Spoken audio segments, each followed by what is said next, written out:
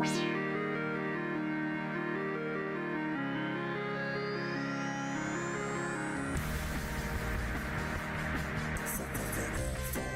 the toy collector that'll save the day? Or does Juice or Ryder Rudy Smuzzy Dave come see those awesome toys on display? Figure Force. Hey folks, it's Borders Dude here. I'm back with a Figure Force video, and today I'm continuing my look at the Turtles Classics line, but this time I'm taking a look at the villains, Be-Bop and Rocksteady. Starting off with Rocksteady first, as he's my least favourite of the two, and that's partially because he isn't very cartoon accurate, and that's what the Classics line was meant to be, bringing the cartoon figures to life. I mean, just take a look at his head as an example. It's very mean looking. His body is incredibly shredded for Rocksteady, and as you know in the cartoon, he had very much like a muscular but pot belly look and design. Now, I'm not going to go into the articulation on these two figures because it is exactly the same as you get with the Turtles Classics. If you'd like to see an articulation rundown, just check out that video.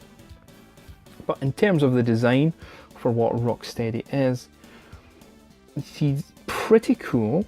There was this very weird complaint when this figure initially came out that his feet were on the wrong way around.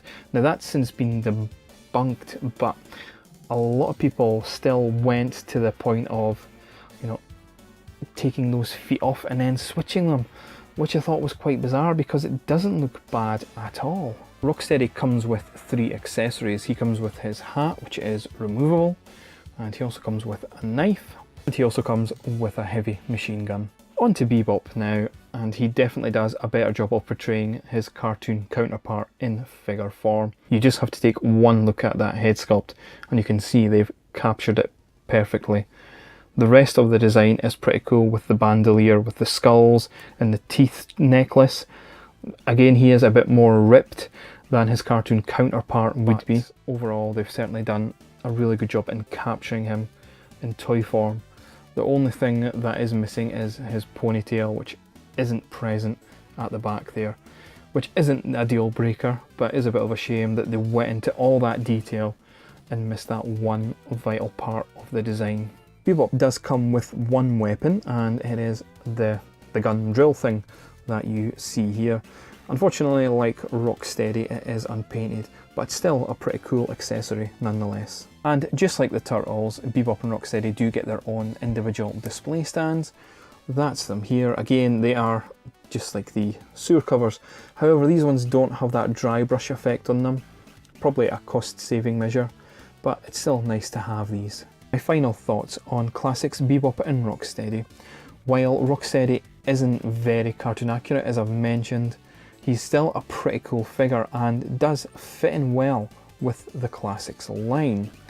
Now, unfortunately, these two guys were the last new releases. There was retools of the Classics Turtles into movie figures, but there was never any new figures at all. There was a Shredder teased, but that never happened. I even think there was like a prototype shown at one of the toy fairs, and I think it was these two figures that killed the line because they just didn't sell well, especially in the UK, because I picked up these two just before Christmas one year in Smith's, and their turtle section was rammed packed with these guys on the pegs. They did eventually sell, but I think just the fact that they peg warmed for so long, it was just the death nail on the Turtles Classics line from Playmates. And that's the end of this Figure Force video.